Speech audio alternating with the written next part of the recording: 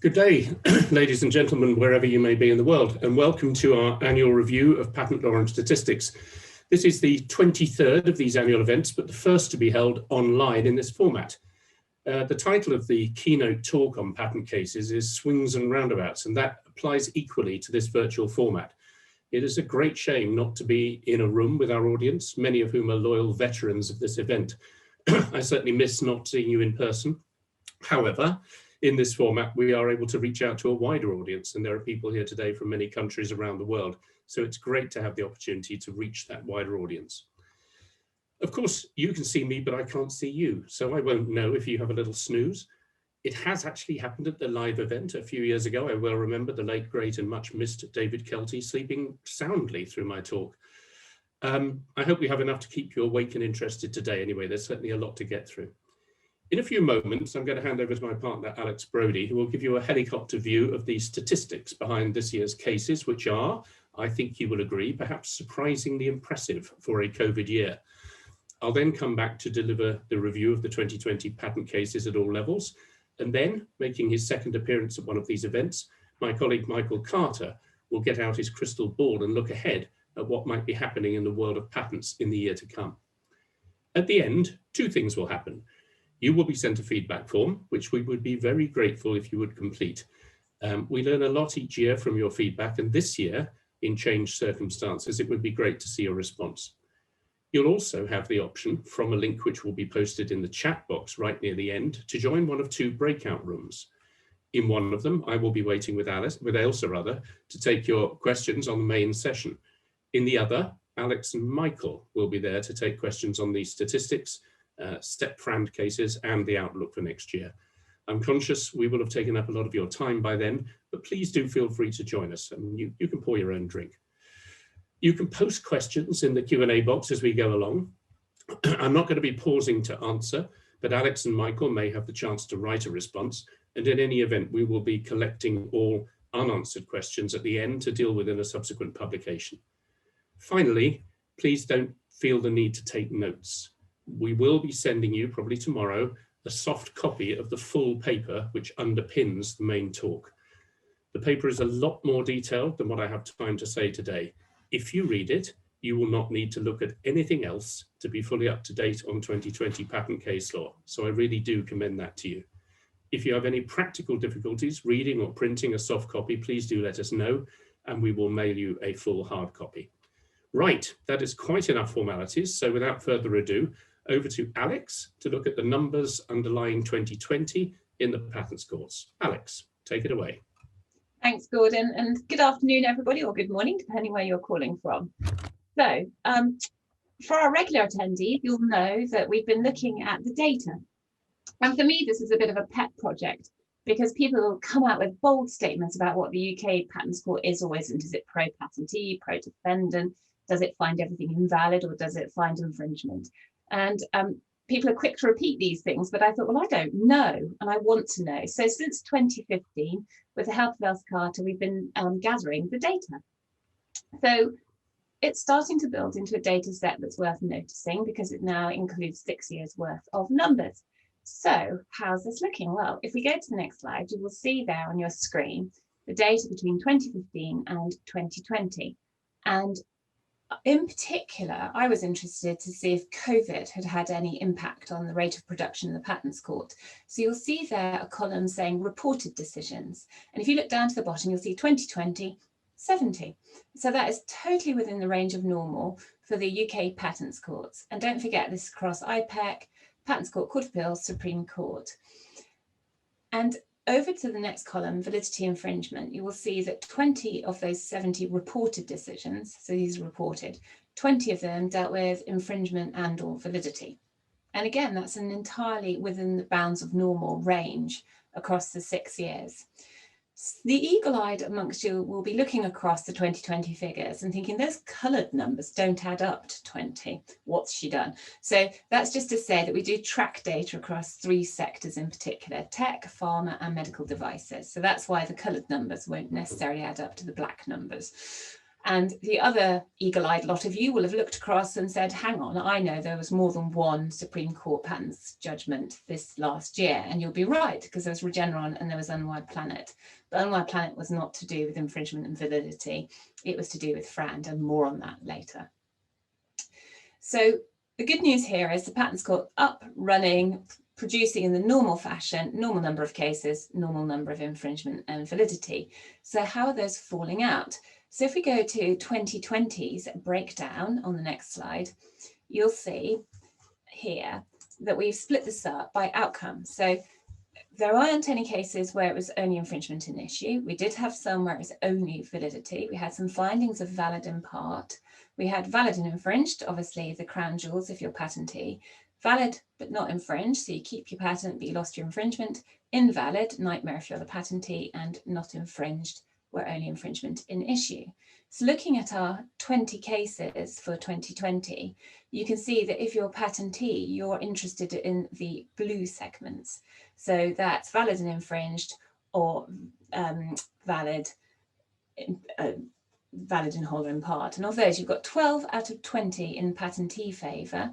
You've got 7 out of 20 in defendant favour, and 1, the purple one, I think is a sort of nil score draw, because the patent remains, you've been trying for infringement, but you didn't get home. So what that tells me is that 2020 was a pro-patentee year, but not in a dramatic way. And it's interesting to see how that data stacks up with the past 5 years. So moving to the next slide. You'll see there that if you're patentee, you're interested in the green, the blue, and the blue segments. So when you're patentee, looking at the last 5 years across 111 judgments, it's coming out that 48 of those 111 were pro-patentee, and you had a number in the nil score draw camp. So what this is telling us is 2020 was slightly more pro-patentee than the past 5 years of consolidated data, but in the main, there's not a lot to judge. It's pretty much 50-50. And what that tells me is that you're dealing with a jurisdiction that is not biased. It's looking at cases on their facts. And the reason why I would say 50-50 is a non-biased jurisdiction is because if either defendant or the patentee's case were overwhelming or compelling, you wouldn't have got all the way to a trial and appeal or the Supreme Court. You'd have settled in some way or another, usually. And so this outcome to me tells me that you've got a jurisdiction that's looking at the facts in a fairly dispassionate fashion. Does it differ across sector? Well, if we go on to 2020 in sectors, obviously you don't have a vast body of judgments here to draw any statistical deductions. But I think it's interesting again that unless you're medical devices where you had a stonking year as a patentee, again, you're looking at a fairly 50-50 split. And I think that just reflects the cases before the court. Moving on though to the next one, you're probably wondering what happened to the other 8 cases. So we had 20 dealing with infringement and validity in 2020, 12 of which were in the 3 sectors we follow, and 8 out of 20 in the other sectors. Again, 50-50 split for patentee and defendant. And in case you're wondering what other amounts to, there's some really interesting ones here actually. We've had everything from railway track bed liners to garden hoses to cryptocurrency for banking, and even the humble coat hanger made an appearance, and some jeans, which Gordon will get to later, and that's of the cloth variety. So does this make a difference per year in terms of the sectors? You know, are we having an unusually high other category this year? Again, no, pretty even performance across 6 years. You'll see there, red is tech, green is pharma, gold is other, and blue is automotive. I think the interesting thing, if you're coming from the German jurisdiction, is the low incidence of automotive sector cases across the 6 years, which is a very different story when looking at the German district courts. I was also interested to see about COVID and whether it had affected the judgments. You know, were all 70 of these judgments all bunched into a certain point in time? And no, I mean, full hats off to our judges. They kept going throughout the year in their normal fashion. August off, usually in Italy, but I'm guessing everyone stayed home this year. And February, I've no idea, but I really hope they weren't skiing in Italy. And moving onwards to outcome of appeals, because that's the next biggie, isn't it? You can win at High Court, but what's going to happen on appeal? What you can see here is blue is confirmed and that magenta colour is overturned. And in the main, more often than not, certainly more than 50-50, you will find that the Court of Appeal affirms the lower court. So this is data across 6 years, 34 appeals, of which 26 have been affirmed and only 8 overturned. So I think that gives parties some degree of confidence in the reliability of the judgment they receive at first instance. And just lastly, the outcome across all of those years is there in each year in particular, which shows again that there's been no particular year where it was good to be in the appellate court or bad. This is a consistent and reliable, predictable jurisdiction. Back to you, Gordon, so what they've actually been up to. Thanks very much, Alex. So now we move on to the review of the 2020 patent cases. No one could describe 2020 as normal in almost any way. Even at the time I was preparing and delivering the update for the 2019 cases this time last year, the dreaded name COVID-19 was already printing itself on our consciousness. At some point early in the year, I thought that preparing this year's talk would be a very simple task. I mean, how could there possibly be many cases to report on? Well, as you've just seen, I was as wrong as I could be. There have been plenty of cases in 2020, and one particular aspect of the stage we're at in the judicial cycle has meant that judgments are not by any means brief. There's been a lot of change, new judges in new positions, lots of deputy judges filling gaps, lots of general chancery judges filling gaps, and an IP specialist in the Supreme Court who keeps getting excluded because he heard the cases in the Court of Appeal. The upshot of all this is that there have been a lot of judges finding their way in IP and doing what they always do in this situation, revisiting some well-established principles to apply their own touch and their own gloss. Now, there are pros and cons to this. It can get a bit long-winded when you're working your way through these judgments, but it can also provide a welcome recap and revision. Sometimes the thoroughness of the new judges means they get it very right. Sometimes non-experts tinkering in our field get it very wrong. New judges also have a habit of delving into deepest history and aged case law. There's been a lot of that this year. Again, this can be good or bad. Anyone with a fascination for legal history, like me, finds it massively interesting. Others probably wish they would just get up to date and cut the reflections. So it's a case of swings and roundabouts. Let's treat this year as an opportunity to have a recap and catch up on some basics. I'm going to adopt my usual structure. We start with construction, infringement, evidence remedies, then move on to validity, and finally a sweep up of technical issues. The last section contains some interesting cases dealing with the new normal, remote hearings and how to conduct them. Now, it's not going to be an issue unique to these COVID years. The courts have made it quite clear the new practices are here to stay. So we'll have a little look at that. Buckle up, here we go. Let's start with construction. Recap, in 2017, Neuberger's judgment in Actabis and Lilly overhauled the law of patent infringement. Questions as to collateral upheaval in other areas of patent law were immediately apparent, not least in respect of construction.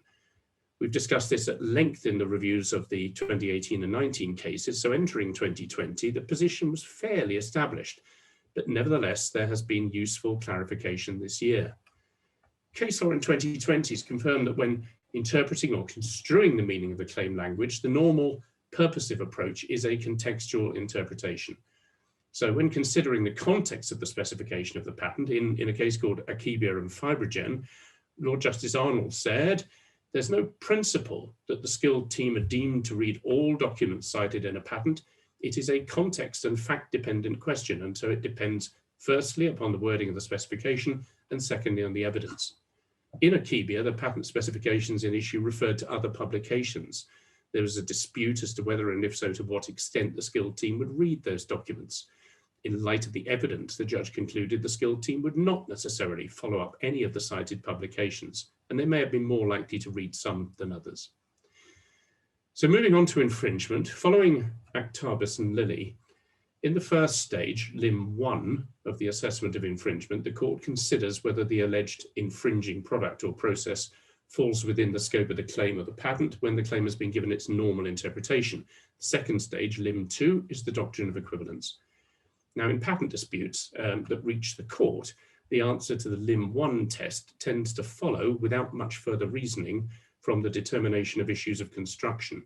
So I'll just briefly mention a couple of cases in respect of the Lim 1 test before turning to Lim 2, which has continued to develop in 2020. So starting on Lim 1 then, a case called Communisis and the Tall Group. This was a case about security measures for checks. Anyone remember checks?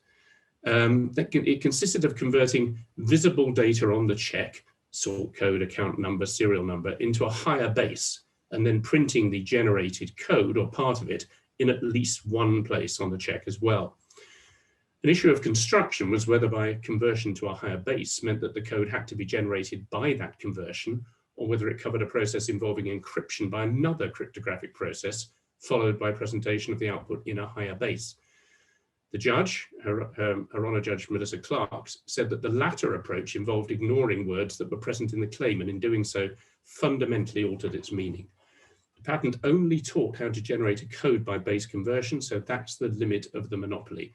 The Tall Group actually said that the Communisis claimed invention was like translating a word from one language into another, and even the Communisis expert described the security as frankly pretty awful. So not much surprise that that patent went down, and we'll hear a little more about it later. Right, time for the comic relief, a little bit early in the session, I'm afraid, but here it is. Just think of this as the Porter's scene in Macbeth. Freddie and Hugs was a case about a patent relating to panels in clothing for shaping the female buttocks and hips. Claim 1 was crafted in dry language, but my favorite integer says, and that second element comprises two parts, each adapted to cover only one of the two central parts of the buttocks, said two parts being secured together along respective lateral edges provided at the intergluteal cleft of the buttocks by a central seam adapted to be positioned at said intergluteal cleft. Carry on patents. Here are some figures from the Freddie patents you can see there, and a picture of them being worn, and then a picture of the Hugs jeans that were alleged to infringe. The word element was construed as not meaning a totally separate piece of material. So the portions labeled 1 and 2 in the Hugs jeans were separate elements, even with the interconnecting bridge of fabric between the larger first and second elements. So the Hugs design infringed. The judge also concluded that Hugs were liable for passing off and unregistered design right infringement. So the Freddie case is an interesting one for the breadth of intellectual property rights that proved useful and showing that patents can be a valuable asset to the fashion industry. I also suspect it holds the record for the judgment with the most frequent use of the word buttocks. Indeed, I doubt if there's a lot of competition for that title. Right, let's move on to the Doctrine of Equivalence. It's all serious from now on. In Actavis and Lilly, of course, Neuberger described Lim 2 as addressing the following issue. Does the variant nonetheless infringe because it varies from the invention in a way or ways which is or are immaterial? Now, in that context, he considered the old improver or protocol questions helpful, but they needed some reformulation. He did that. Various courts have tinkered a bit since. And in 2020, Mr. Justice Burse reiterated the questions in their current format, and so it's worth just recapping them briefly. Question 1, does the variant achieve substantially the same result in substantially the same way as the invention? Question 2, would it be obvious to the person skilled in the art reading the patent at the priority date, but knowing that the variant achieves substantially the same result as the invention, that it does so in substantially the same way? And question 3, would such a reader of the patent have concluded that the patentee nonetheless intended that strict compliance with the literal meaning of the relevant claims of the patent was an essential requirement of the invention? In eValve and Edwards, this is a case about treating mitral valve regurgitation by a transcatheter technique. eValve's patent claimed a fixation device for engaging tissue, and you can see how that works in the drawings. And then you can see the Edwards Pascal device that was alleged to infringe, and the various operations of the Pascal device are depicted there. I'm not going to go into too much detail. There was no infringement on the normal interpretation. We don't need to look into that. So we move on to equivalence. Now for question 1, Burse said that the first step must be to identify the variant, and a necessary aspect of the analysis must be to identify the missing feature of the claim. He noted that in the first question, one should examine what was the problem underlying the invention and how the patent solved the problem. The judge rejected Edwards' attempts to distinguish the elongated position of Pascal from the inverted position of the patent, and he said the Pascal device solved the problem in essentially the same way. Question 2, of course, repeating it, asks whether it would be obvious to the person skilled in the art that the variant achieves substantially the same result as the invention, and that it does so in substantially the same way as the invention. Evalve contended that the skilled reader would easily understand how the Pascal device worked, and so the answer yes followed automatically from that understanding. And Burst said that in a fairly simple mechanical device like this, that is a legitimate way of dealing with question 2, so that was fine. Question 3 says, well, would the reader of the patent have concluded that the patentee intended strict compliance with the literal meaning of the claim? And the judge said here that he couldn't think of anything in the patent that would lead the skilled person to think that the various relevant features of the variant were intended to be excluded. So the patent was found to be valid and infringed on the doctrine of equivalence. Now we'll return to the consequences of that decision a bit later on. The operation of the doctrine of equivalence was considered by Lord Justice Arnold in Akebia and Fibrogen. There's at 61,089 words in 639 paragraphs, this was the longest patents judgment of the year. Lord Justice Arnold came down to the High Court at a time when they were short of judges to hear this case. Every year there's a case that turns up under pretty much every heading, and this year it is this one. The case concerned 6 Fibrogen patents in 2 families. Many of the claims were found to be invalid on a variety of grounds. However, Claim 17A of EP 531 survived the invalidity challenges during prosecution with amendments. This claim was limited to something called Compound C, and the question became whether the allegedly infringing product was infringed on the doctrine of equivalence, and the limitation to Compound C became important. Lord Justice Arnold noted, from what Lord Neuberger had said, that the reformulated questions were guidelines, not strict rules. The language of some or all of the questions may sometimes have to be adapted to apply more aptly to the specific facts of a particular case. Of course, the Court of Appeal in Icescape, Lord Justice Kitchen, as he then was, said that the determination of equivalence is to be determined by asking the protocol questions, more than hinting that they are more than a guideline. So bearing in mind where he now sits, that adjustment may be restated at the highest level at some stage. Continuing with the governing principles, Lord Justice Arnold said that question 1 is partly a question of interpretation of the specification and partly a question of fact. Insofar as it's a question of fact, the burden of proof must lie with the patentee. He observed that given the way in which question 2 had been formulated, there will rarely be scope for a negative answer if the answer to question 1 is yes, and that really follows on from the other case as well. For question 3, as the test had been laid down by the Supreme Court, the answer could not be dictated by the fact that the variant didn't fall within the wording of the claim on its normal interpretation, because otherwise there would be no point in asking or answering the question. What mattered was the reason why the addressee would think that the claim was limited in the relevant respect. Arnold gave some notable commentary going to the legitimacy of narrowing from very broad claims to save validity while still seeking broader protection through equivalence. As counsel for the defendants submitted, it is contradictory for the claimants on the one hand to be amending the claim down to just Compound C, particularly in order to save its validity, and yet at the same time to be asserting that the scope of protection of the amended claim extends well beyond Compound C to a structurally rather different compound, and by implication to a large number of other compounds as well. By amending down to Compound C, the claimants are disclaiming the other ways of achieving the same effect disclosed in the specification. So turning to the assessment of the doctrine of equivalence, on question 1, Arnold accepted that the inventive concept of Claim 17A was the use of Compound C for treating anemia associated with kidney disease, so that was fine, tick that box. Question 2 was not independently considered, tick that one as well. On question 3, Arnold gave multiple reasons for answering the question, yes, there was an intention to limit. And so declining on the second count the operation of the doctrine of equivalence to find infringement. The reasons included the narrowing point. If they narrowed the claim, they must have meant it and to have intended limitation. Now, the claim was actually narrowed by amendment, but during the prosecution process, Fibrogen said that it was not seeking to contend that the patent, if granted, would have a scope beyond the confines of compounds similar to C. Of course, this is getting very close to far-wrapper estoppel. And Arnold said that this was a case where it would not be in the public interest for the contents of the prosecution file to be ignored. Now, you may recall he set that particular hare running at first instance in Actabis and Lilly.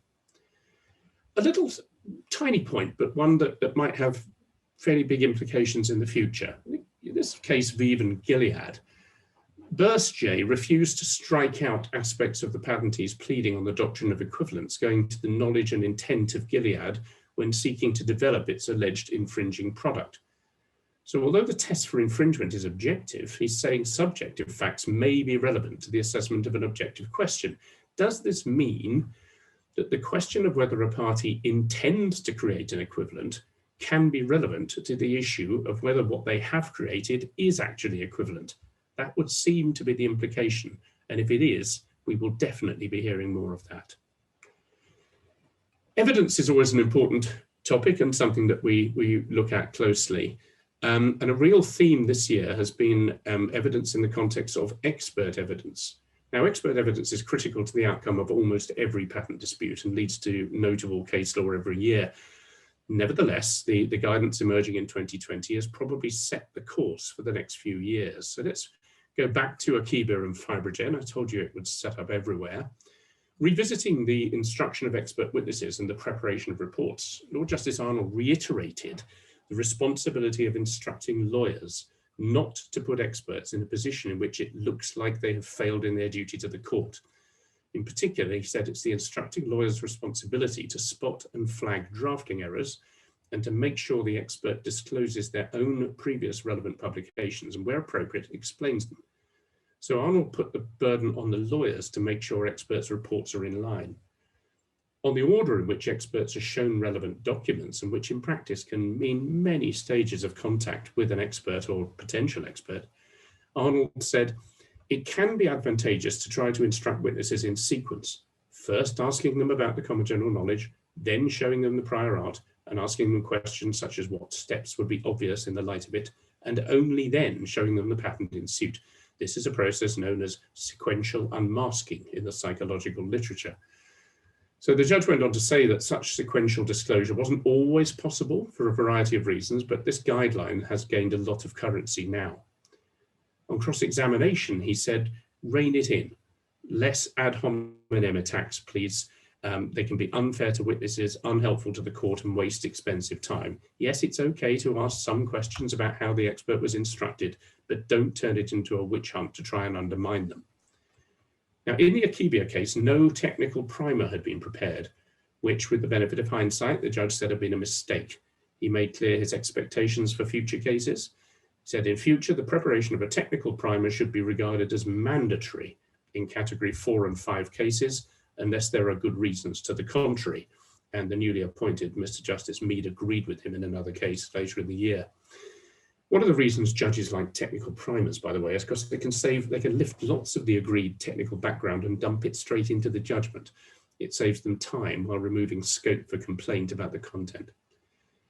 In Nurem and Milan, Nurem's expert, Professor Roth, was described by the judge as a colossus in his field and an extremely impressive witness. In contrast, Milan's expert, Professor Morgan, was heavily criticized. He was disingenuous, and his reports were written in a manner that seemed calculated not to assist, but to mislead the court. Marcus Smith laid the blame for the professor's failings with the expert himself, noting that an expert is responsible for his or her evidence, including the precise wording of any report submitted to the court in their name. Now, as we've seen, Lord Justice Arnold was critical of instructing lawyers. It's a little harsh to blame an expert for their failure to understand relevant principles of patent law, but perhaps fair that they should take primary responsibility for the technical content of their report. Now, I said we'd come back to the implications of Burse's finding of validity and infringement in Evalve and Edwards, and it's raised an interesting point, which I think we will be seeing more of in the years to come. Having found the patents valid and infringed, Burse had to have another hearing to assess the appropriateness of granting an injunction, which would effectively prevent the sale and distribution of a potentially life-saving device. Edwards submitted that even if its Pascal device was found to infringe a valid claim, no final injunction should be ordered because it would be contrary to the public interest.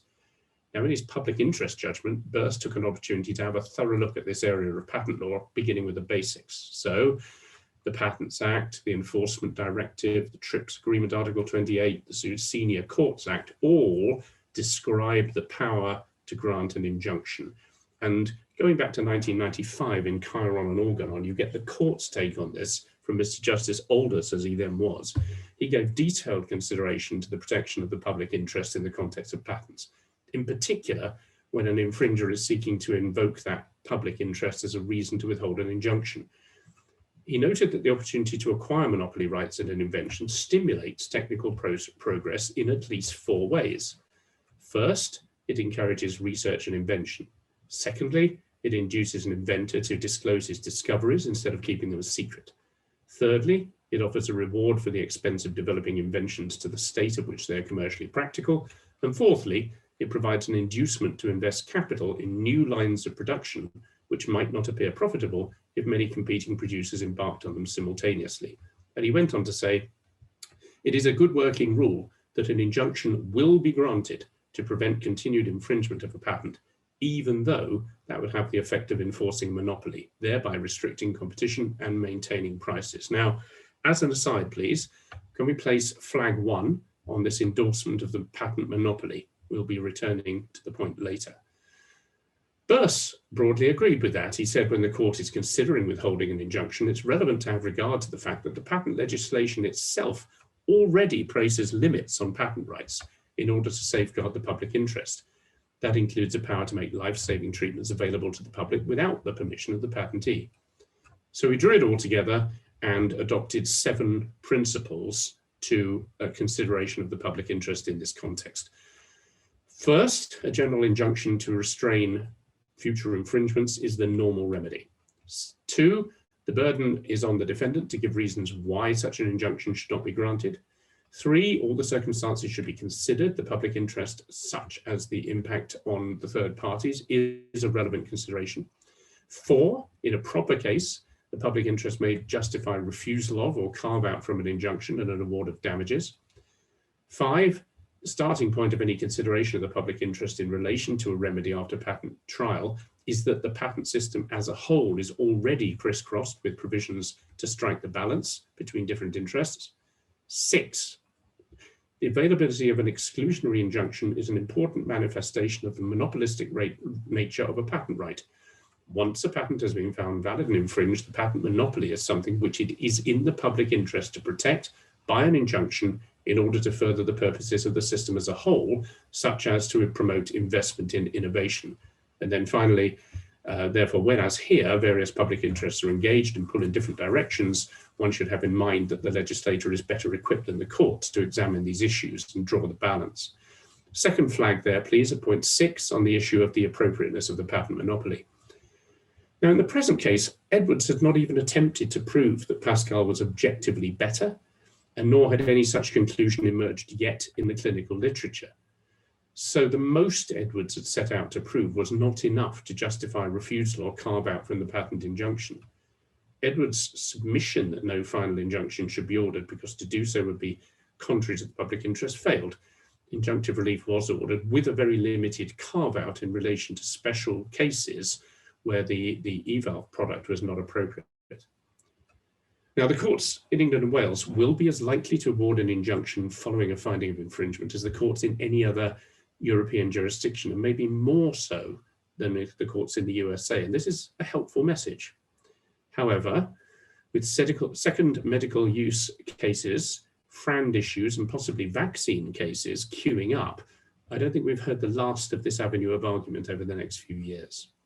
Now, in a first for this event, I am going to, using parliamentary language, give way to allow Alex Brodie to deal with the cases regarding standard essential patents and FRAND issues.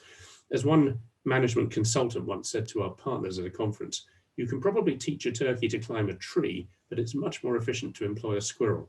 Now, I'm a turkey in these cases, Alex, very much the squirrel. Over to you. Well, thanks, Turkey Gordon. I think I prefer to be a squirrel than a turkey, but yeah, let's see. As long as I'm not one of those mangy ones. Right, okay, on my planet and the Supreme Court, this has obviously excited a great deal of attention in the last 12 months. So what I thought might be helpful, given that this has been running since 2014, is just do a quick recap of what led into this judgment. So first thing to remember is the Supreme Court judgment deals with two cases. You've got Unwired Planet versus Huawei, and then you've got Conversant versus Huawei ZTE. So UP Huawei, first up, 2014, Unwired Planet sued Huawei, Samsung, Google. Got 6 patents in suit. They've all been declared as being or potentially being essential to the standard. Unwired Planet sues patent infringement, asked for an injunction. Proceedings were also in Germany and China, which is very much the norm in these sorts of cases. Unwired Planet later managed to settle its case against Samsung and Google, so only Huawei is left when we got to trial. There were multiple technical trials, and Huawei is held to infringe at least one valid and essential patent. So they're infringers. So 2017, the High Court is asked to consider the relevant remedies, and it's saying, okay, the FRAND undertaking, because Huawei had relied on the patentee's FRAND undertaking to say, you shouldn't be granting injunctions here. And the court said the FRAND undertaking is a justiciable and enforceable issue before the English courts. An implementer who refuses to take a license on terms determined by the court to be FRAND can be enjoined from infringing a patent held to be valid and infringed. So it's injunction in the UK versus a FRAND license to be determined by the court. 2018, Court of Appeal upholds the High Court, see the figures from earlier, except it rejects one small element of the lower court judgment where the lower court had said only a single set of terms can be FRAND. The Court of Appeal said, no, that's not right, there could be many. So that's the first case that's going up. The second one, Conversant versus Huawei and ZTE. Unlike the first one, this is an interim judgment. So 2017, Conversant, with an eye to what Unwired Planet's up to, sues Huawei and ZTE, 4 patents in suit, FRAND injunction requested. The defendants immediately challenged jurisdiction, saying, if you determine in terms of a FRAND license that goes beyond the territory of the UK, you're effectively predetermining the validity of foreign patents and their value. They challenged Forum, saying, well, look, you're just not the right place to be doing this. And in that hearing, the claimant was also seeking permission to serve the UK proceedings out of the jurisdiction on the Chinese defendants. Again, parallel proceedings in Germany and China. 2018, interim judgment dismissed the jurisdiction challenges and Forum at large and granted permission to serve out. 2019, Court of Appeal, true to form, upholds the lower court. So that's what's going on. And we get to the Supreme Court. 26th of August 2020, this year, it answers 5 questions. And I've put those up on the slide so you can see the phrasing. So the first one was, can the UK courts grant an injunction to restrain infringement of UK patent, where it's basically an essential patent, and the implementer hasn't entered into this license? And the answer was quite short and sweet, yes, it can. Whether it will depends on the facts and evidence in each case. And we've got to remember in all of this, injunctions are a discretionary remedy. Second one, can the courts determine the rates in terms of a global license as opposed to UK only? Yes, they can.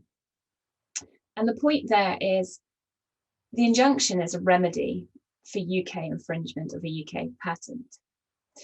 The FRAND license is something the defendant's bringing to the court, saying, look at this undertaking. This patent's been declared as essential to a standard.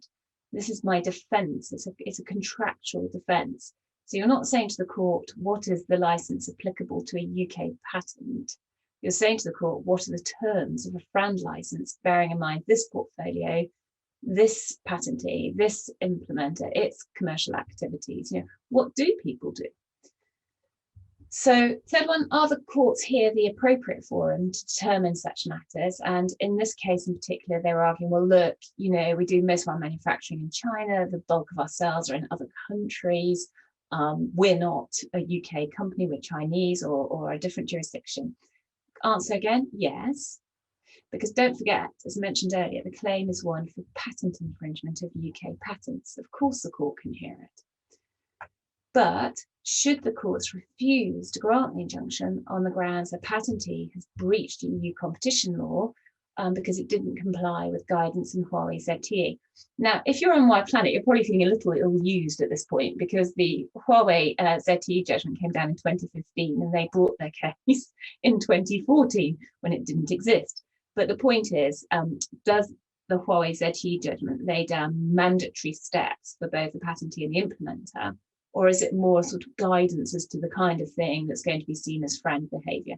UK courts, Huawei ZTE is guidance. It's not mandatory. Obviously, it'd be a smidge foolish to ignore it. So best advice is to follow it carefully and slavishly as far as you can. Lastly, can the court grant a prohibitory injunction, or should it simply award damages in lieu? And the argument there was, well, patentees in this space make a great deal of their corporate revenue from licensing. So why should they have injunctions? They're not competitive product manufacturers in the main. The court was live to this one and said, no, it can have an injunction. It's a patent, it's infringement. This is what you're allowed to do. So far, so good. But is this madness? And I use the word because this is what Colin Burst said in the first instance decision. He said, of course, licenses are global. It would be madness, was his word, if people went around negotiating patent by patent, country by country, to exhaust your financial resources and, frankly, your will to live. And I just put up a quick quote there from Lord Kitchen's judgment in the Court of Appeal, which encapsulates this slightly more elegantly than saying it's madness. Okay, and so that's how you can see the courts are approaching this issue of multi-territoriality. So if it's not madness, what about the madness going forwards? What madness has this decision brought about? Well, it's had a big impact. China has decided, unlike in the UP case, where the evidence was that China would only decide FRAND rates in terms for Chinese patents, to go global. There have been declaratory rate setting actions in the US and China. You'll recall I said UK actions were based on patent infringement. Anti-suit injunctions and anti-suit injunctions are very much the flavour of the moment. If you're going to read up on anything, this is the thing to read up on in terms of advice giving. And the Chinese court's gone one further. They've gone and they've anti-suited globally. So every court in the world, you can't do what you want to do. And what's more, a daily fine if you try it. And so many of the other countries' courts are being quick to issue anti-suits in this sort of situation. The value of injunction enforcement bonds in Germany has been a big topic, particularly in the automotive cases.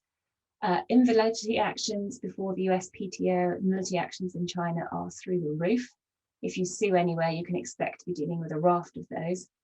Antitrust actions are gaining popularity before courts in terms of defences and counterclaims, and also the various antitrust forums such as the Commissioner and SAMA.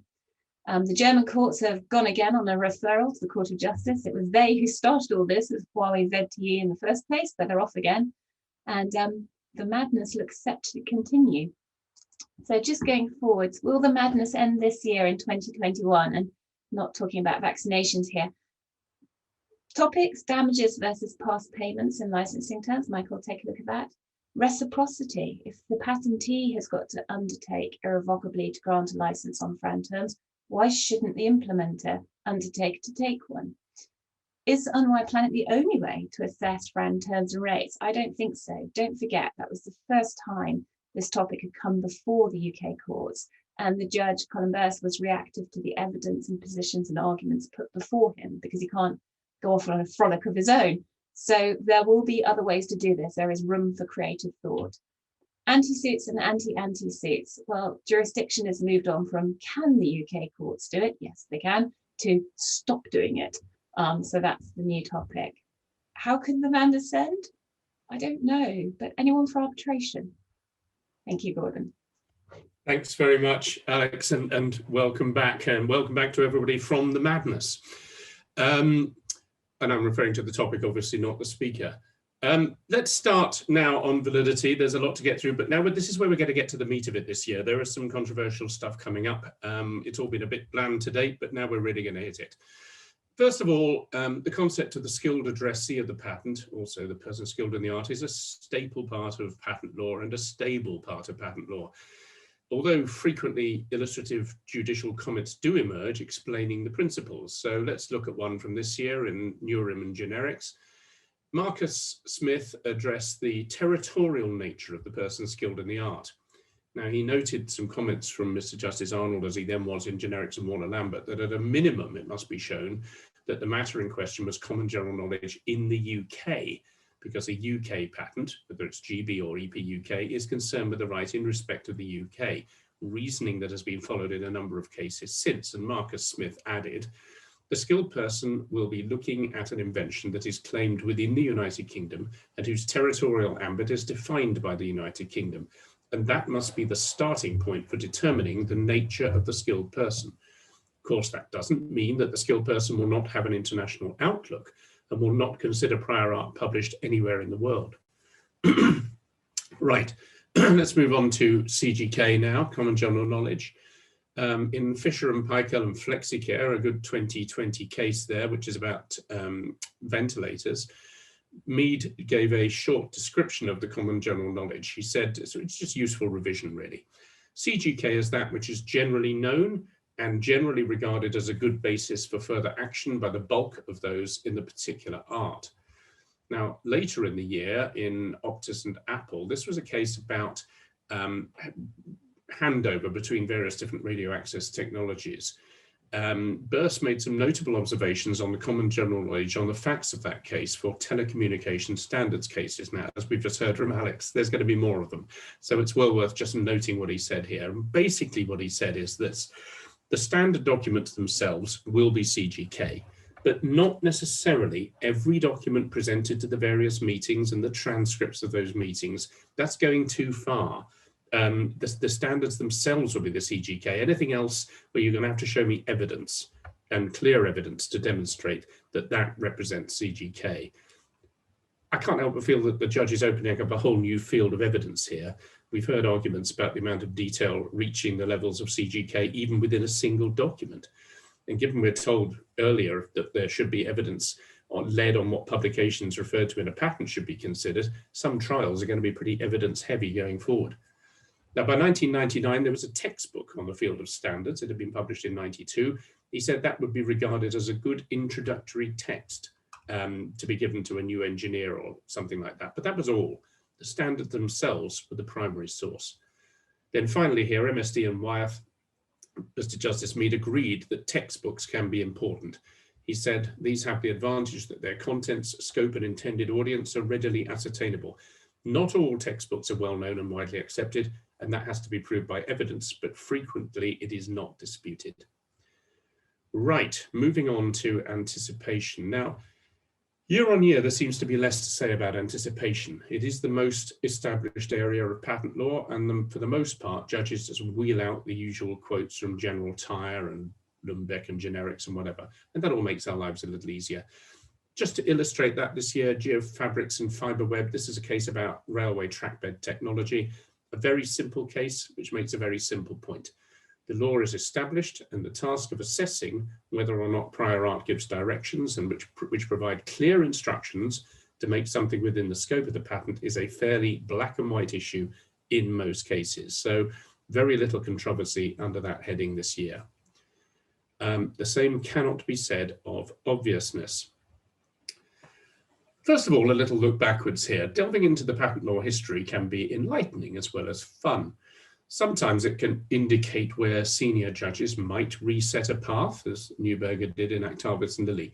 More frequently, it can provide helpful support trying to persuade a judge to follow and develop a particular line of authority. Often the technology in old cases is easier to understand, and sometimes they're just enjoyable to read anyway. In that Geofabrics and Fiberweb case, Deputy Judge David Stone got quite carried away. He went back to look at a case called Non-Drip and Strangers from 1943, British Westinghouse and Browlick from 1910, and by implication from 1929, Samuel Parks against Cocker Brothers. Non-Drip Strangers was a case about new design of metered drinks optics, and the House of Lords overturned the Court of Appeal to hold the patent in suit valid, not obvious. And in his judgment, Lord Russell went back to the Samuel Parks case where Mr. Justice Tomlin had given the following famous passage. The truth is that when once it has been found, as I find here, that the problem had waited solution for many years and that the device is in fact novel and superior to what had gone before, and has been widely used and used in preference to alternative devices, it is, I think, practically impossible to say that there is not present the scintilla of invention necessary to support the patent. Now, we've all heard that phrase. You remember those words about a scintilla of invention when we move on to the main case on obviousness this year. The general approach to the assessment of obviousness is the same. It was reaffirmed by the Supreme Court in 2019, and in several cases this year. We call it the Pozzoli approach, or the Pozzoli questions. And by way of revision, here they are again. First of all, 1A and 1B, you identify the notional person skilled in the art and you identify their common general knowledge. Secondly, you identify the inventive concept of the claim in question, or if that can't readily be done, you construe it. Thirdly, you identify what, if any, differences exist between the matter cited as forming part of the state of the art and the inventive concept of the claim or the claim is construed. And fourthly, we viewed without any knowledge of the alleged invention as claimed, do those differences constitute steps that would have been obvious to the person skilled in the art, or do they require any degree of invention? Now, case of the year on obviousness this year is Ensign and Hoselock in the Court of Appeal, because two giants on our legal stage, Lord Justice Arnold and Lord Justice Floyd, locked horns and couldn't really agree on how the principles applied. In 2019, Mr. Justice Nugee had handed down a first instance judgment which concerned a new type of garden hose. He said that Ensign's two patents in issue were invalid for obviousness over a piece of prior art called MacDonald. The case went off to the Court of Appeal. Lord Justice Arnold and Lord Justice Floyd both gave substantive judgments, and Lord Justice Henderson held the balance, or flipped a coin, or whatever he did in the end. MacDonald was a US patent application that described a way of providing oxygen to crew on an aircraft using an expanding flexible gas hose. The Ensign garden hose, you've probably seen this product. It has a rubbery inner tube and a fabric outer tube, which is ruffled. The outer tube and the inner tube are only connected at the ends. The inner tube expands under pressure from water, maybe from a tap. The outer fabric limits the expansion both longitudinally and radially. So as the outer tube expands, its ruffles unfurled and the ruffles reformed when the pressure was released and the hose assembly contracted. The primary benefit was space saving. On the question of obviousness over MacDonald, Lord Justice Floyd thought that the judge had made a fundamental error of principle in treating the document as a real practical machine, something that had actually been made and tested, as opposed to what it was, which was a mere paper proposal. He said that was hindsight and it had infected the judge's reasoning and his treatment of the evidence. Floyd stepped back and had a look at the overarching principles. He said, "It is undoubtedly the law that an invention may have been published in or rendered obvious by a document which no person skilled in the art would ever be likely to have seen. The policy justification for the rule is that once the possibility exists that a skilled person could obtain the document and consider what to do in the light of it, a subsequent patent should not interfere with his freedom to take it forward. The policy justification does, however, lose its force in the situation of which this case is an example, where the evidence establishes positively that the person skilled in the art would not even look for the document." And Floyd said the more distant the prior art document is from the field of technology covered by the patent, the greater the chance that an intelligent but uninvented person would fail to make the jump to the solution when they saw it. He said that a further factor which can in places mitigate the unfairness of the rule is documents which have not resulted in practical application have less force in an obviousness argument than those which have been implemented or are well known. Now, interestingly, he quoted Mr. Justice Arnold as he was at the time, where he'd made a similar point in the context of the value to be attributed to a mere paper proposal in a case called Vestergaard Bestnet. Arnold has said there, particular care is needed with unworked proposals in patent specifications. The patent specification is not a declaration of what a patentee has done. It is a description of an idea. Now, Mr. Justice Nugee had concluded that there was nothing to put the skilled person off seeing that this new type of hose might have a wider application. Floyd said, well, that's not the right question. The correct question was whether there was anything to cause him to make the connection. Floyd's view, this wasn't merely a linguistic error on the part of the judge, it was redolent of hindsight. Lord Justice Arnold didn't really agree with all that. He took the more clinical approach to the judge's reasoning. First thing he did was say, well, we're the Court of Appeal. We're not supposed to intervene unless there's been an error of law or principle on the part of the judge. And we've heard that line adopted quite a few times by an overworked Court of Appeal in recent years. He said the judge had adopted the Pozzoli approach, so he had not erred in that respect. The judge had accepted the evidence of Hoselock's expert that the general hose designer would be well used to designing hoses for both liquids and gases. He observed that the judge was clearly conscious of the need to avoid hindsight, as he had expressly noted it. Now, this is another line we hear a lot from the Court of Appeal. It always seems to me that just because a judge says he wasn't influenced by hindsight doesn't mean that he wasn't to some extent. That's to be worked out from reading the case and looking at the evidence. Now, Ensign had submitted that McDonald was addressing issues that simply did not arise with garden hoses, and in particular, the need for aircrew to don gas masks in 5 seconds or less.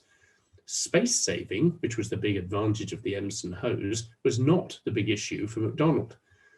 The judge had been more influenced, they thought, by the idea that if an invention was obvious for one reason, the fact that it also had other non-obvious benefits was immaterial. The judge had actually said, whatever his mindset as to how garden hoses were usually constructed, I do not see that this would put him off seeing that this new type of hose might have a wider application, including to garden hoses.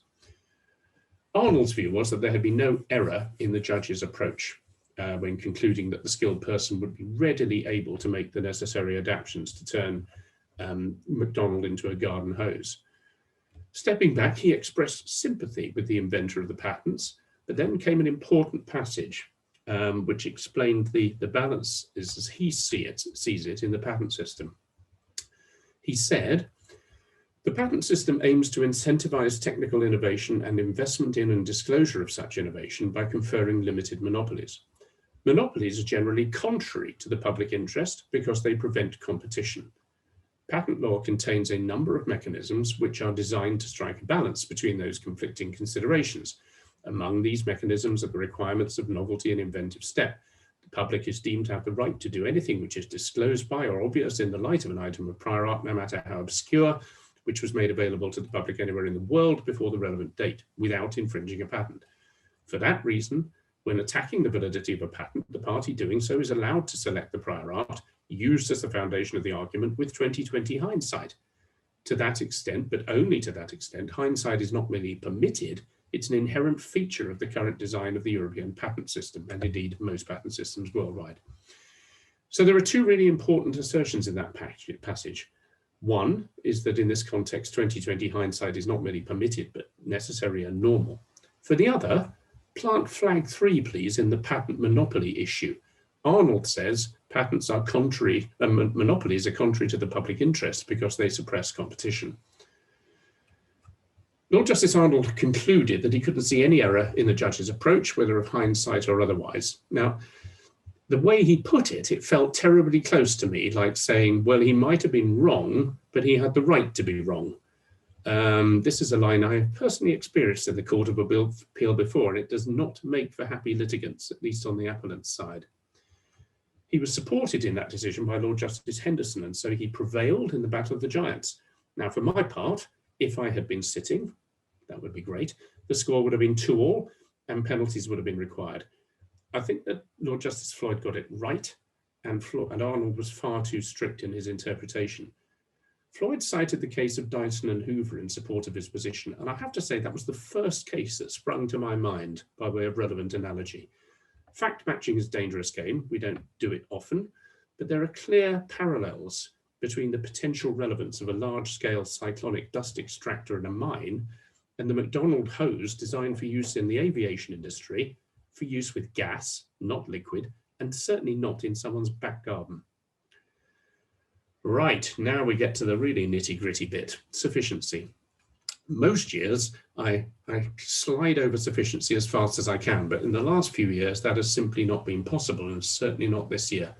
It's been turbulent, to say the least. There's been clear disagreement as to whether plausibility was merely a low threshold test or a higher standard. In the Warner-Lambert case, the Supreme Court rejected the Court of Appeal's approach and opted for a very high standard. but in reasoning that could only really sensibly be read onto second medical use claims in pharmaceutical sector. The Supreme Court also failed to address its own previous reasoning on plausibility in Lilly and HGS, even though that reasoning was drawn upon by the Court of Appeal in the Warner-Lambert case that the Supreme Court then rejected the Court of Appeal on. Anyway, this left uncertainty as to how the principles governing the assessment of sufficiency should be defined, particularly in cases concerning arguments about excessive claim breadth. So now we move on to Akebia and Fibrogen.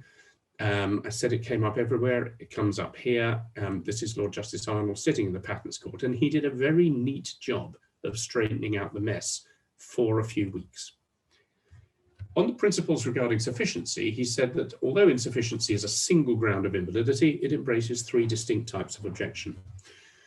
Where the invention cannot be performed at all without undue burden, that's classical insufficiency. Where the invention can't be performed across the breadth of the claim without undue burden, that's biogen insufficiency. And where the claim does not enable the skilled person to know whether they are within the claim or outside, that's ambiguity, but recently renamed uncertainty. On the principles regarding excessive claim breadth insufficiency, Arnold confirmed that the specification must be sufficient to enable the invention to be worked over the whole scope of the claim without undue burden in terms of experimentation. But he said that mustn't be taken too far.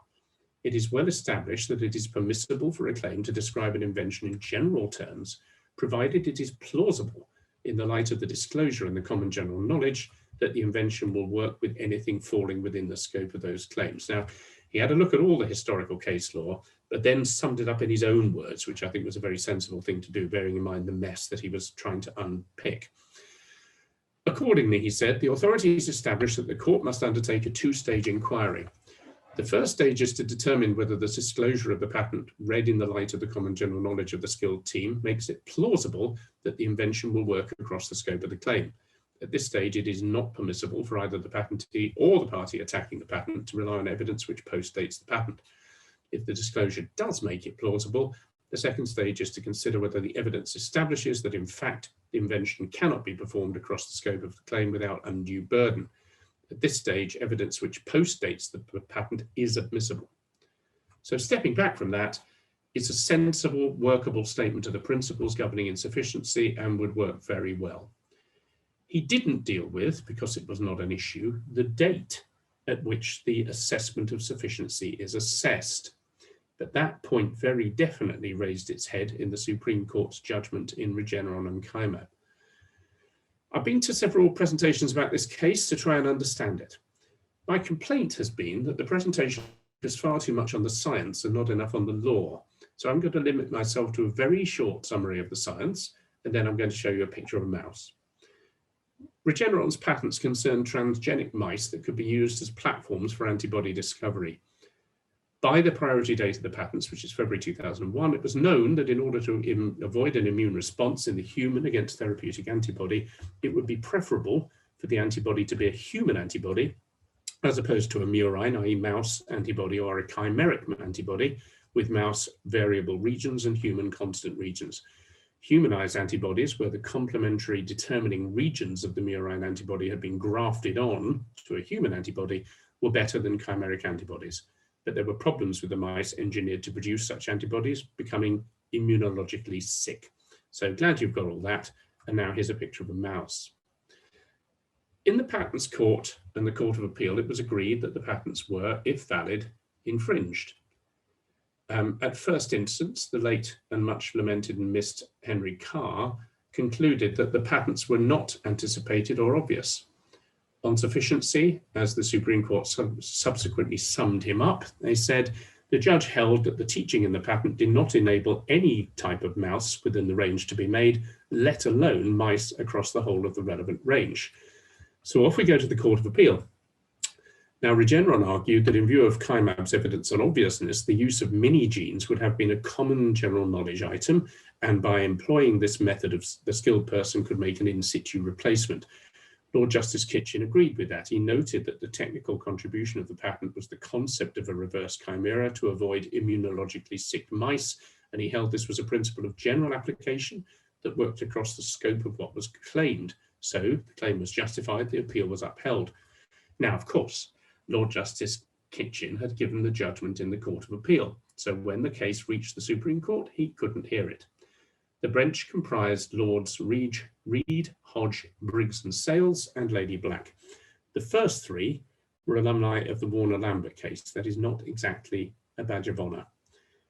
Lord Briggs, with whom Lords Reed, Hodge and Sales agreed, began his reasoning by stating the date for the assessment of a question of sufficiency is the priority date.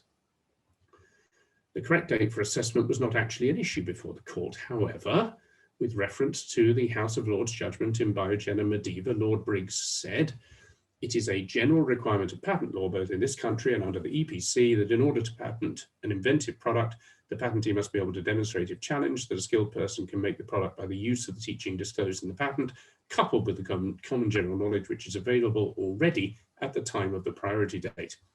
Throughout the judgment, the Supreme Court continued to emphasize the date for assessment is the priority date.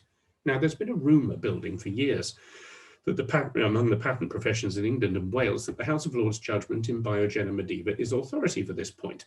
That is, to quote a not lamented former figure, fake news. It is perhaps easiest to take a look at the interpretation of the House of Lords judgment in Biogen from an objective source. We've heard that textbooks are useful, so let's use one now. Terrell on the Law of Patents, 19th edition, under the heading "On what date is the sufficiency of a specification to be judged?" says, "The House of Lords in Biogen and Medeva held that the correct date for assessing sufficiency for the purposes of the 77 Act was the date of application, because matter may not be added and an insufficient application should not become sufficient because of general developments in the state of the art after the filing date. It had previously been considered the relevant date was the date of publication." Now, if the date for the assessment of insufficiency really is the priority date, as the Supreme Court says, then tests for entitlement to priority and sufficiency have been conflated.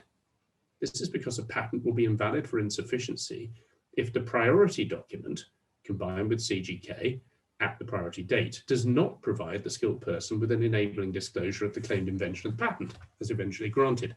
This obliterates, in the UK, one of the two rationales on which the international system of priority filings is founded.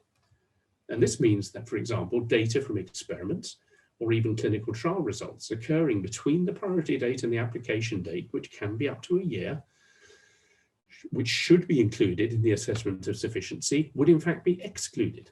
Now, already shackled by the Supreme Court's high bar test of plausibility, this makes the patentee's life even harder. The previously understood approach has been the foundation on which patents have been drafted for decades. So how has the Supreme Court got this completely wrong? Well, as the point wasn't an issue between the parties in Regeneron and Chiamec, the non-IP specialists hearing the Regeneron case did not have the benefit of submission by counsel on the point, and they weren't brought up to speed on the authorities in respect of the point. The Supreme Court seems to have missed that point entirely when it started reasoning here. In fact, part of the Supreme Court's reasoning is internally illogical. If in the passage which just quoted, paragraph 2 of the judgment, it refers to what is disclosed in the patent. Well, the patent doesn't exist at the priority date. The patent's the document at the filing date, not the priority document. Let's go back to basic principles for a minute now and take a look at classical insufficiency as dealt with by the Supreme Court. They did some very odd stuff here as well. They considered a number of EPO and UK authorities. These included their own and the House of Lords judgments in Actavis and ICOS, Kirin Amgen, Biogen, etc. But a little puzzlingly, the Supreme Court did not refer to its most recent judgment, Warner-Lambert, or to HGS and Lilly, which addressed the concept of plausibility in the context of industrial application. So with reference to Actavis and ICOS, Lord Briggs introduced his discussion of the basic principle with these words: "Sufficiency is one of the established tools by which is measured the correspondence or lack of it between the protection afforded by the claim and the technical contribution to the art made by the disclosure of the invention of the patent. The other main tools are novelty, inventive step, and industrial application." He had a look at the authorities and he said that they yielded 8 principles. We don't need to look at all 8. I'm going to put 4 of them up now on a slide. I'm not going to read them out. You can have a look at them yourself while I'm just talking on from here. They don't really take you that much further forward. In the Supreme Court, it was common ground that the outcome for validity turned on the validity of Claim 1 of the 163 patent to the transgenic mouse. This was the claim the Court of Appeal had focused on and upheld.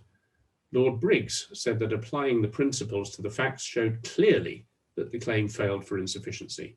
He said at the priority date, the disclosure of the two patents, coupled with the common general knowledge, did not enable transgenic mice to be made with a reverse chimeric locus containing more than a very small part of the human variable region gene locus. Lady Black dissented.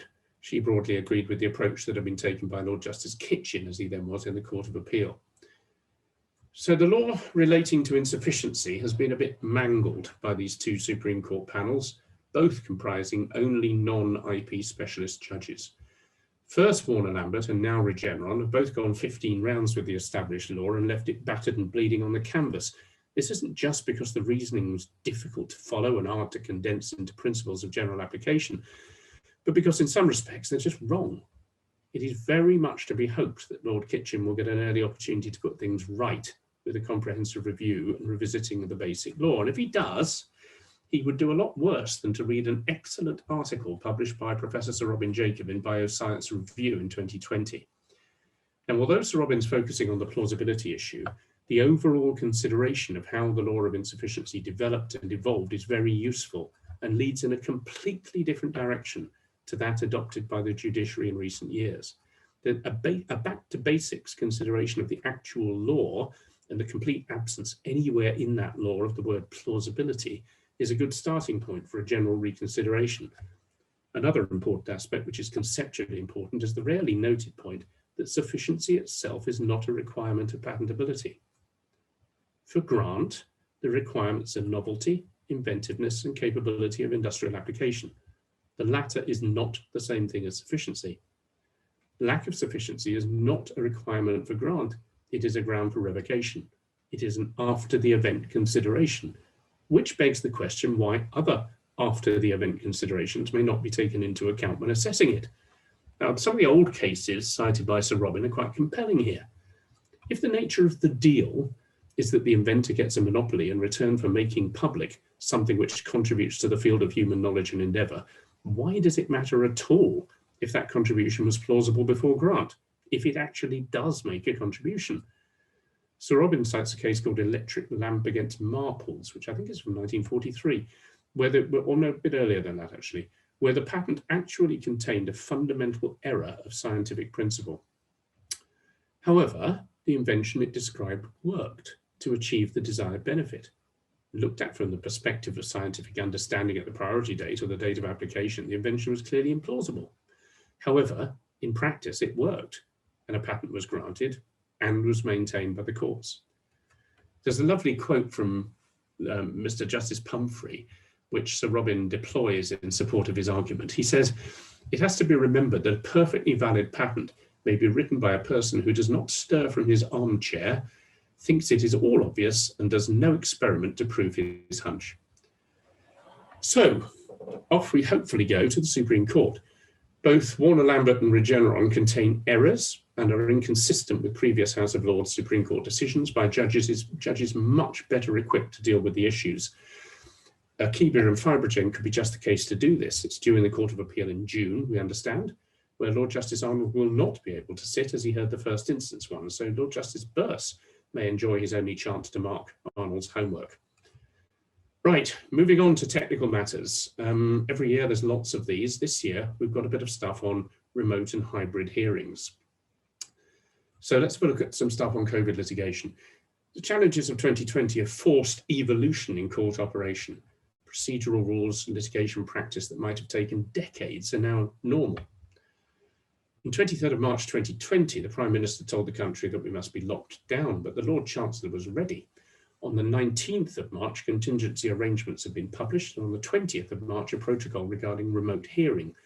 Within days, new practice directions were pushed out regarding pilot scheme mechanisms for various other things like the conduct of hearings, video hearings, flexibility and procedural time limits, etc. In Edwards and Merrill, Mr. Justice Burse happily described the process that had led to a successful hybrid trial.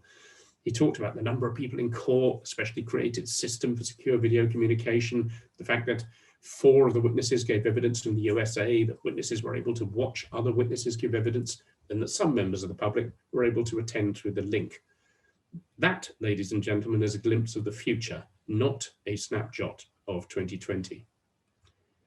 Now, a little touch on to competition law. And this is where all our flags suddenly become relevant, I hope. I just want to touch on Burse's judgment in a case called Tever and Chiesi. And I mention it not because of any particular point of patent law interest in that case, but by way of cross-referral to the comments on patents and monopolies that we've considered earlier from Mr. Justice Aldous, Burse himself, and of course, Lord Justice Arnold, who doesn't like monopolies. So here's your 4th flag, and I think it's the most telling. This is a judgment quoted by Burse, and the judgment comes from the lead judge, Mr. Justice Roth, in the Competition Appeal Tribunal. It's a unanimous judgment of that tribunal in the paroxetine case. Here's the quote. In our view, an outcome of the litigation whereby the patent was upheld and the generic company found to infringe is not to be regarded as less competitive than an outcome the other way, since the purpose of the patent system is to stimulate innovation, which promotes dynamic competition. A court determination that a patent is valid and infringed, therefore, cannot properly be regarded as a negative result for consumers, even if it means they will continue to pay higher prices for the patented goods. Such determinations are a necessary means of ensuring that patent holders receive their proper rewards for their innovations. So listen up, patents judges. The competition courts think that the patent monopoly is not contrary to the public interest and stimulates competition rather than suppresses it. Right, we're nearly there. We're nearly there. One more case to go. And I do like to end on a light note. Patent judgments usually reveal some eccentric characters.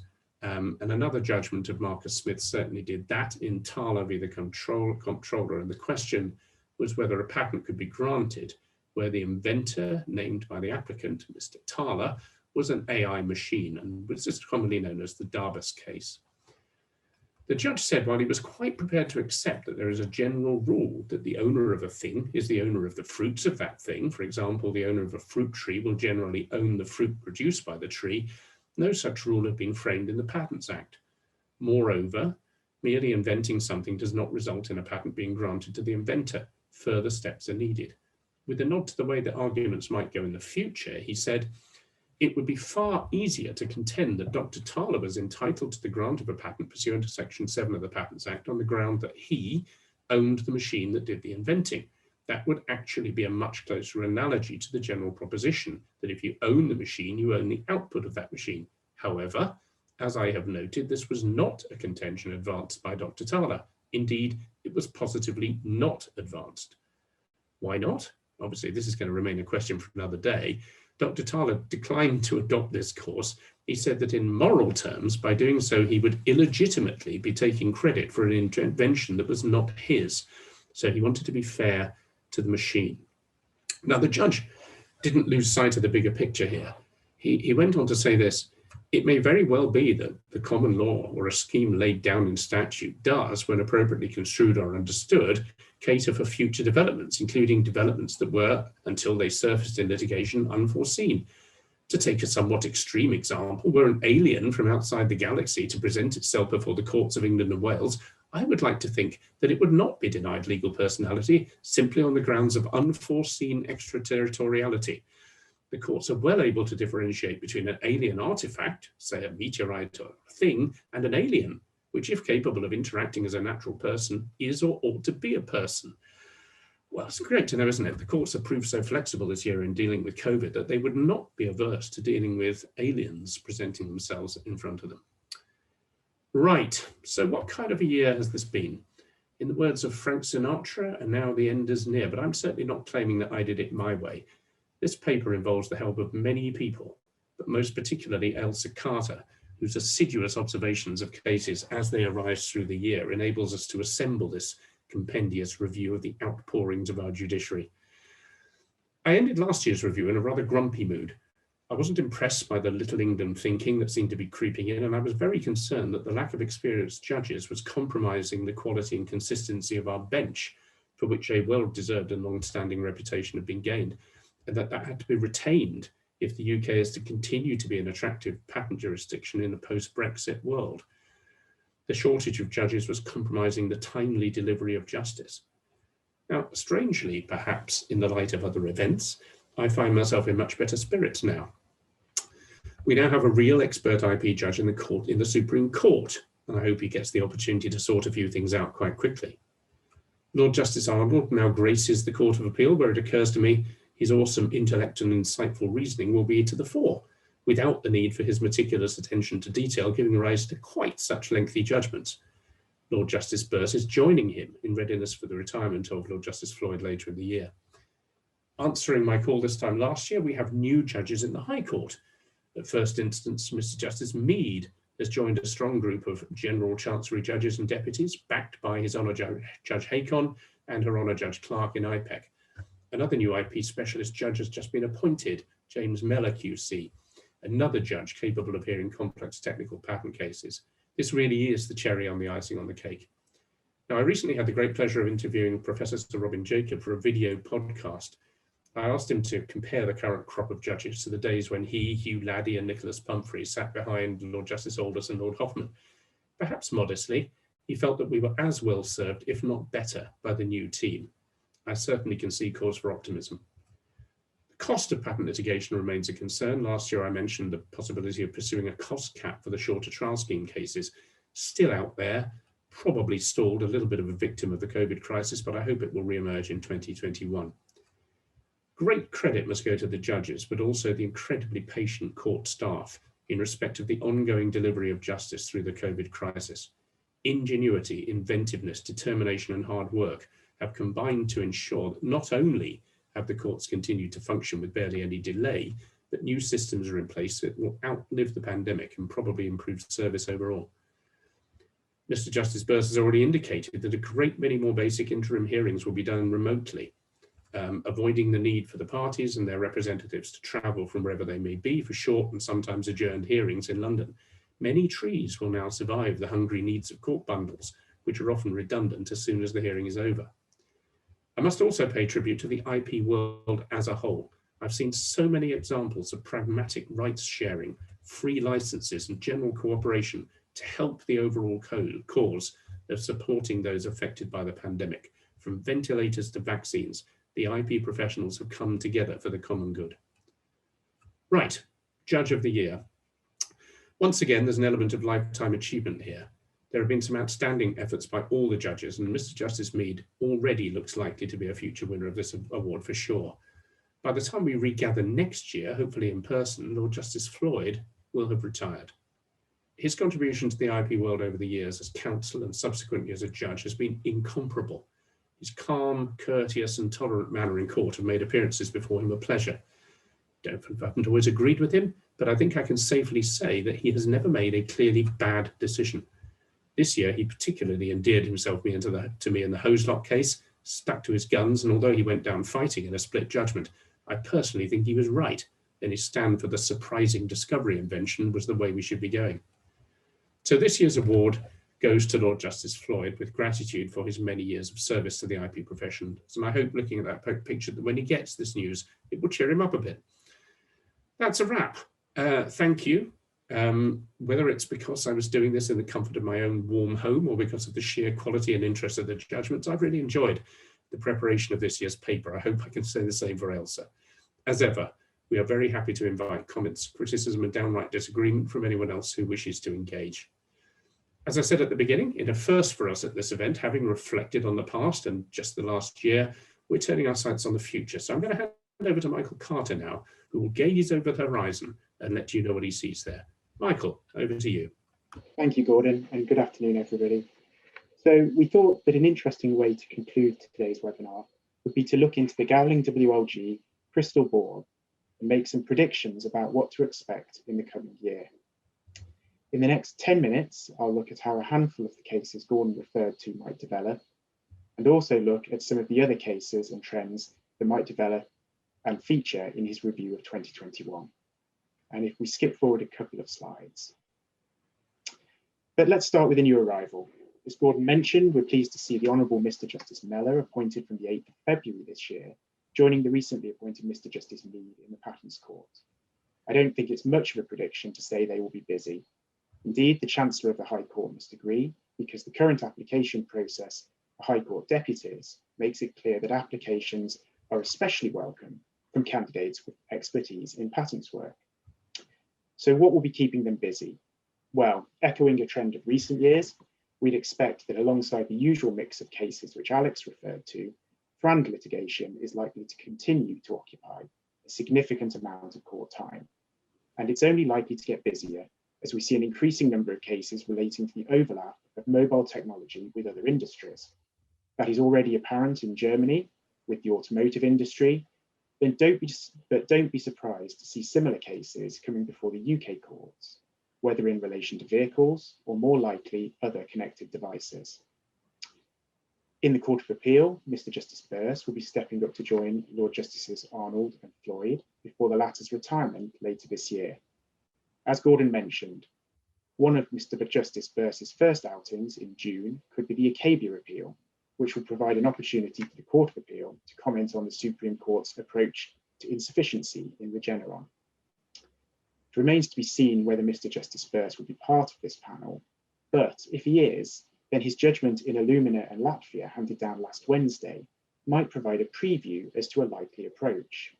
In that case, Mr. Justice Birse explained how a feature in a claim that could cover a variety of things, i.e. a range, would not be a relevant range in the Regeneron sense, provided the variety of things it covers does not significantly affect the value of the inventive product or process in achieving its relevant purpose.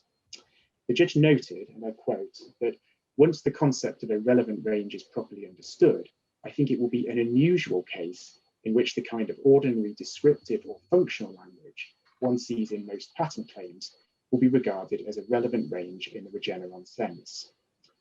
So perhaps if the Court of Appeal follows this approach, Regeneron will be quickly confined to its facts. And who knows, the Acabia case might even provide an early opportunity for reconsideration at the highest level if further appealed, something that Gordon would no doubt welcome. So if we move on to the next slide, and a trend that we started to see last year, which is only likely to accelerate in 2021, is that jurisdictional disputes will become increasingly common. This is particularly so in FRAND cases where anti-suit and anti-anti-suit injunctions are the current global hot topic, as Alex mentioned. Don't be surprised to see the UK court being asked to consider these issues in the context of anti-suits, forum challenges, and case management stays in the next 12 months. Sticking with FRAND, Vestel and HEBC Advance is an interesting case that's heading to the Court of Appeal in March. And this will look at whether the UK courts have jurisdiction to determine FRAND terms in a claim brought by an implementer under Article 102 for abuse of a dominant position. His Honour Judge Hakon held at first instance that Vestel's claim did not satisfy any of the jurisdictional gateways under the CPR. But it will be interesting to see whether the Court of Appeal uses this as an opportunity to address the question of whether an implementer can ask a UK court to settle FRAND terms, or whether it is only open to a patentee bringing a claim for patent infringement. Another key question that's likely to be addressed in at least one of the FRAND trials occurring over the next 12 months is whether, and if so how, the UK court should take account of parallel proceedings to determine FRAND terms for a local portfolio of patents, in circumstances where the UK court will be determining global terms. This was due to be addressed in a 15-day hearing between Conversant and Huawei last April, but that trial was adjourned and the case was subsequently settled. Consequently, the court is likely to have to grapple with this issue for the first time in 2021. And finally, jurisdictional issues aren't just gaining traction in FRAND disputes. We're seeing it become a battleground in all types of IP litigation. Indeed, there have already been 3 decisions this year in cases involving IP rights that relate to jurisdiction, including one from the Court of Appeal. So it's definitely watch this space in relation to jurisdiction. And we expect that the implications of Brexit are only likely to exacerbate this trend, at least in the short term, whilst the UK awaits a decision on whether it will be permitted to exceed the Lugano Convention. In the meantime, expect lawyers to be looking for loopholes and clever arguments on issues that are affected by Brexit, such as jurisdiction and service. Moving on to the next slide. Another trend that will demonstrate how important it is for patent lawyers to have a grasp of more than just substantive patent law is an increasing focus on the scope and availability of patent remedies. We're expecting a number of interesting developments in this space over the next 12 months. First, in relation to defences, there is an appeal from Douglas Campbell QC's judgment in IPCOM and Vodafone, finding that the defendants were entitled to rely on a Crown use defence in the context of the use of a mobile phone network by the emergency services. That appeal is being considered today before Lord Justices Lewison and Arnold and Lady Justice Asplin, and it will be an opportunity for them to address an area of law that is considered relatively infrequently, and where developments in the nature and complexity of technology and the contractual arrangements involving the state probably merit a fresh look. The second case is an appeal from Mr. Justice Burse's decision in IPCOM and HTC concerning the scope of damages for infringement of standard essential patents in circumstances where the defendant has not taken a FRAND license. IPCOM argued that the quantum of damages for infringement of a UK SEP should reflect the value of the global FRAND license they say would have been entered into by a willing licensor and a willing licensee. And this is an argument that we've seen made a number of times in the past 12 months.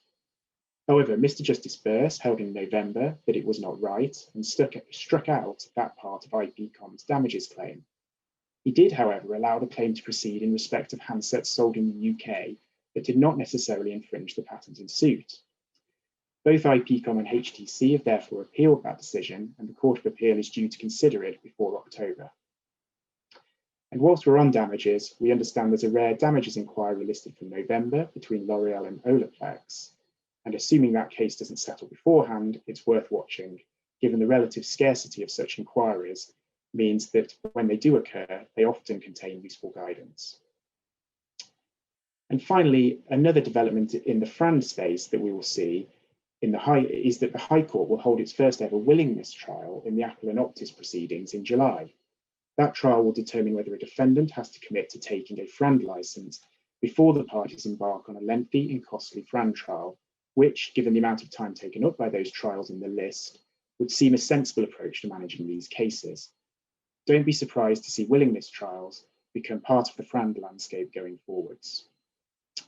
So what else to expect in 2021? Well, as Gordon's already mentioned, as things return to something hopefully akin to normality, we'll see which of the practices the court has implemented during the pandemic will continue into normal times. We'll also see how Lord Justice Arnold's comments in Acabia regarding technical primers being mandatory in Category 4 and Category 5 patent trials play out. And of course, a criticism of such primers is that they inevitably increase costs. And as Gordon said, one of the proposals that he has put forward in the past is a £500,000 cost cap for cases in the shorter trial scheme. We'll see whether that gets picked up in 2021. And finally, as Gordon mentioned, an interesting case to look forward to in July is the appeal in the Thaler Darbus case as to whether an AI machine can be an inventor under the Patents Act. So that's what we're expecting in 2021. In short, expect to see some new faces tackling some old problems, including making sense of the Supreme Court's guidance on sufficiency and Regeneron. But also expect ancillary issues of law that are often taken for granted in patent litigation, such as jurisdiction and remedies, to come more to the fore. I'd like to close by saying that we'd be delighted to hear your predictions for the year, so please do feel free to share them with us, either in the breakout rooms or via the feedback forms. And thank you for listening. Now back to Gordon to close proceedings. Gordon, you're on mute. It's no bad thing. He can't come off mute, can he? I am unmuted. Right. Thank you, Michael. That, ladies and gentlemen, is that for another year. Next year, I hope we'll all be together again, but maybe we can deploy some clever technical stuff to allow the event to be broadcast to continue to reach the wider audience as well. Normally, we do this in Birmingham and London. We get a combined audience of just over 100. This year, we peaked at about 268, I think. So, which is just fantastic, and I'm absolutely overjoyed to reach this wider audience today. So that's great, and thank you to the very many of you who are still here for your attention over a very long and detailed consideration of the patent issues in the UK over last year. I hope we may see some of you in the breakout rooms in a moment. We're going to leave the webinar open now to enable you to go to the link in the chat room if you want, and in the meantime, I will leave and go and be ready in the breakout room for anyone who wants to come and have a word. Try not to be too rude. Okay, thanks very much indeed, very much. Thank you very much to Alex, and thank you to Michael. Thank you as ever to Ailsa for her fantastic work, and the other name on the panel alongside, Joy Litchfield, who's done a fantastic job of organising this and pulling the technology together to make today possible. So thank you very much to everyone involved, and I hope you enjoyed it, and I hope to see a few of you now in the next few minutes. Thanks very much indeed. Goodbye.